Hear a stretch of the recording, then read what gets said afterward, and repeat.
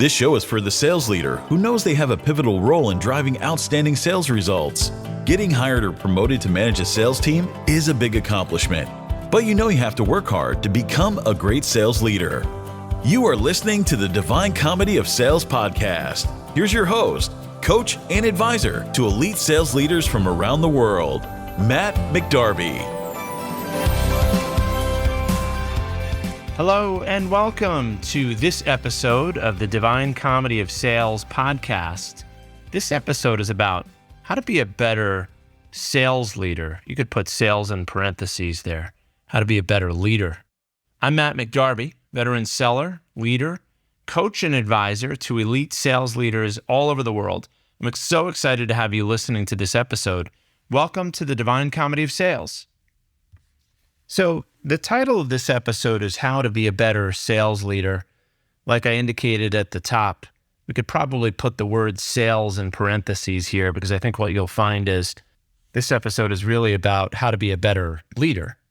Throughout my career, I've had the great privilege of being led by some great leaders, great sales leaders, some great CEOs. I've had clients that were great leaders, and I've learned a ton. So much of what I know today about leadership comes from those examples, plus a lot of research and reading and thought about the topic. But the big idea here, I think one of the big differences in how great sales leaders function is that they intentionally demonstrate what leadership looks like, meaning they think about it, they go out of their way to demonstrate what great leadership looks like because they know their people are observing them, paying close attention to their example, not just their words, but their deeds. So, great leaders intentionally demonstrate what great leadership looks like. How do they do that? Well, in a few key ways. The first way is great leaders demonstrate the behavior that will help their people on their own development journey, meaning they go out of their way to demonstrate the behavior that is likely to help their people succeed and presumably develop and advance their own leadership skills. So how do they demonstrate that behavior? Well, first, they eat their own cooking. If they consistently deliver a message to their teams about professionalism, preparedness, timeliness, reliability, just examples, right, of good behavior, they demonstrate that behavior, right? They're very conscious of the hypocrisy that people perceive when they see a leader not doing as they say others should. Why is that important? Because demonstrating that they eat their own cooking shows that they are consistent, that they're credible as leaders. It's so important if we want people to follow through on the expectations that we set for them. So that's one way that great leaders demonstrate the behavior that they want their people to pick up on. Another way that they demonstrate desirable behavior is they tune into what others want to achieve. Such a critical skill, right? Not just in sales, but when leading others. When we're trying to get them to take action, new, different action that they otherwise would not take without our leadership, we have to help them understand the why behind the change. Really, really challenging to do so if we're not closely tuned in to what those others want to achieve in the first place. I've talked in another episode about setting expectations and the what and why and how framework. The connection here is that great leaders overtly, intentionally tune into what others want to achieve, and they demonstrate that habit in front of their people. How do they do it? They do it in one-on-ones. They do it in team meetings. They do it in meetings with other leaders, with clients, all because that is such a critically important behavior that they want their people to observe. What better way would there be to encourage your people to really tune in to what others want to achieve than by doing so yourself? That's what great leaders do. They demonstrate that behavior on a consistent, intentional basis. And finally, a third behavior that great leaders demonstrate can be observed in the way that they communicate. Simply put, they pull. They don't push. What do I mean? Yep, you got it. Questions, right? I've talked about this in more than one episode and will continue to talk about this in future episodes. That questions, asking questions, listening to the other person's responses, asking more questions to clarify, to develop a clear understanding of the situation and what's needed is a critical skill, not only for sellers, but for leaders. So great leaders go out of their way to demonstrate that asking or pulling behavior. So those are just 3 examples of ways in which great leaders go out of their way to demonstrate the behavior that will help the people on their teams to understand what great leadership looks like. Now, if those examples are part of the what great leadership looks like, there's a second idea that relates more to the how, meaning how they demonstrate what great leadership looks like to their teams. So here's what I've observed. Great leaders give their people a peek into their role, but they don't open the kimono too far, meaning they don't reveal every little naughty bit or gory detail of the job. What do they reveal? Well, they reveal a few things. They help their people understand the direct connection between strategy and tactics, and they really go out of their way to explain that connection. In my own experience, I can think of scenarios where a CEO I reported to or a VP of sales that I reported to really let me in on the connection, gave me a much deeper insight into the relationship between day-to-day things that I was working on and some really important strategic initiatives for the business. It was really empowering. And so that was my experience as a seller or as a frontline manager.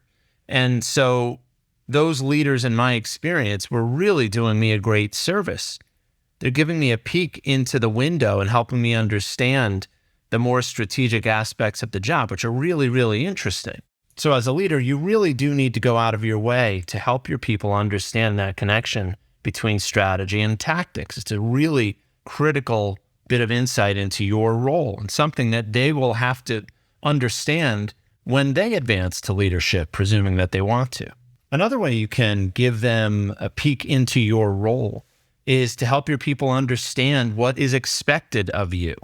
Hopefully, you've communicated to them what is expected of them, right? Back to what, why, and how again. Talked about that in at least one other episode if you've been listening to the whole series. But do they understand what's expected of you? Would there be value in helping your team to understand, again, at a high level, not every gory detail or blow-by-blow detail associated with how you're measured or you're compensated or any of that, but helping your team to understand what is expected of you would be borrowing a best practice of some of the greatest leaders that I know.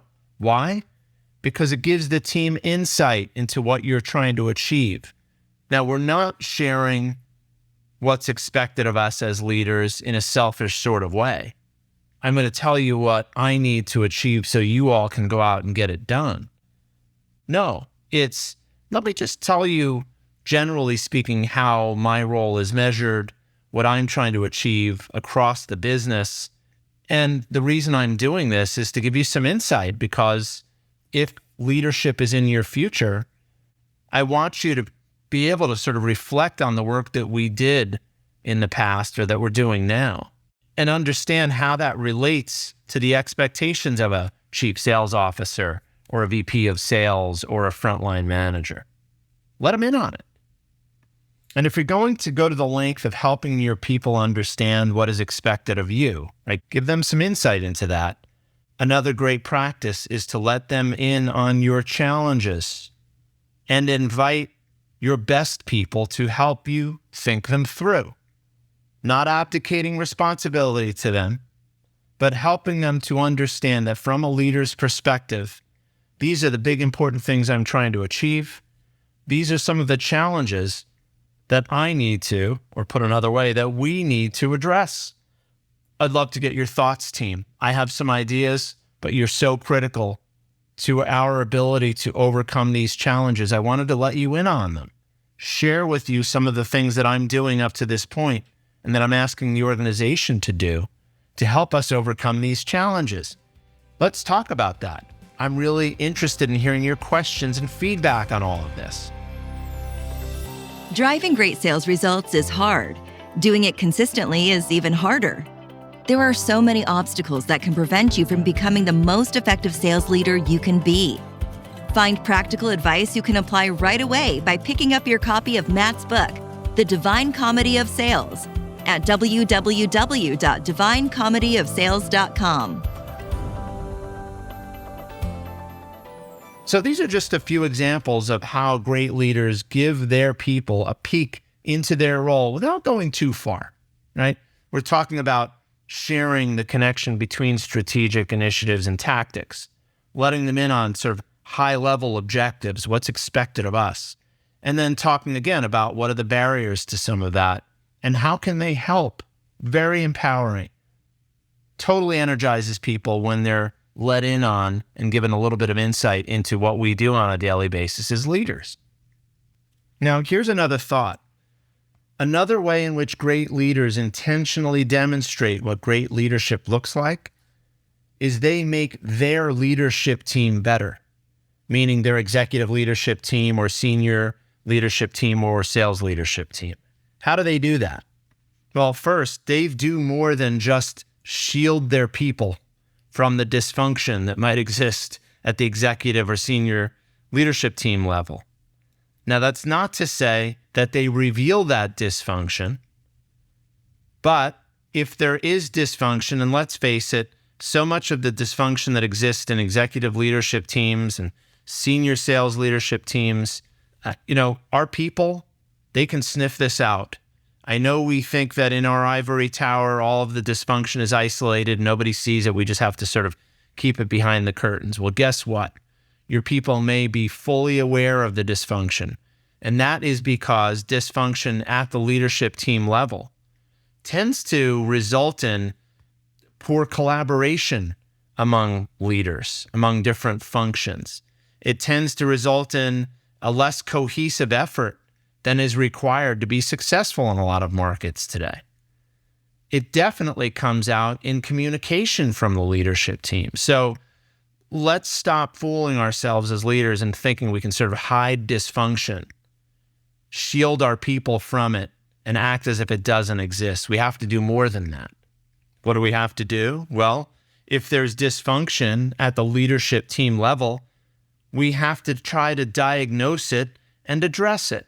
Now, we may not be doing this openly in front of our people, our team, but we certainly should put in some effort to diagnose and address the root causes of dysfunction at the leadership level as a leadership team. Now, in a future episode, I'm going to have a conversation with Rob Shaw, who's one of the founders of a group called Meta Team UK, out of, the UK, who specializes in team effectiveness, doing fantastic research.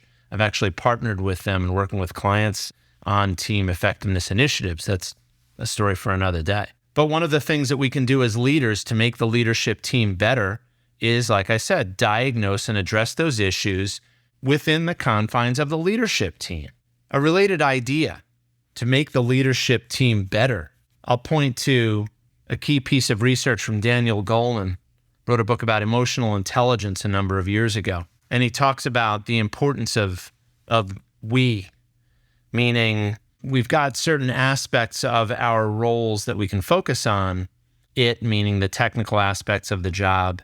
Me, meaning my own capability. We refers to the relationships that we forge and maintain and hopefully strengthen with others. That's what I'm referring to when I say improve the we. So in order to make the leadership team better, great leaders go to great lengths to strengthen relationships.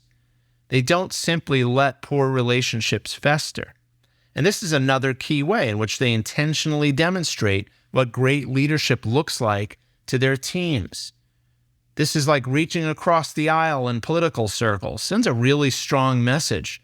I am willing to work with people, even if we have disagreement, even if we don't see eye to eye, even if we've struggled to collaborate well in the past. even if we are not working cohesively or communicating effectively together or with others right now, I'm going to put in the effort to strengthen that relationship. Why? Because that's what great leaders do. So to recap what I've been talking about for roughly the last 14, 15 minutes or so, is that one of the ways in which you can be a better sales leader is to intentionally demonstrate what great leadership looks like. How do you do that? Well, you can demonstrate the habits, the behavior that will help your people to understand what great leadership looks like, right? You can help them tune into what others want to achieve. You can use more pull versus push in your communication style, and you can eat your own cooking. Another way goes to how you demonstrate great leadership. Give your people a peek into your role. Don't go too far, right? We don't have to get into all the nasty details. Don't open up the kimono, as I said earlier. Don't open it too far, at least. But give them a peek, a view into what your role is all about. Help them understand the connection between strategy and tactics.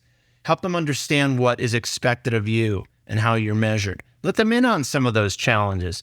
And for your highest potential people, maybe let them participate in helping you solve some of those challenges. It's an incredibly effective and empowering exercise if you do that with your people. Done it myself. And then finally, great leaders demonstrate what great leadership looks like by investing and making their leadership team better. Again, whether it's the ELT, SLT, or it's just a group of managers in a region.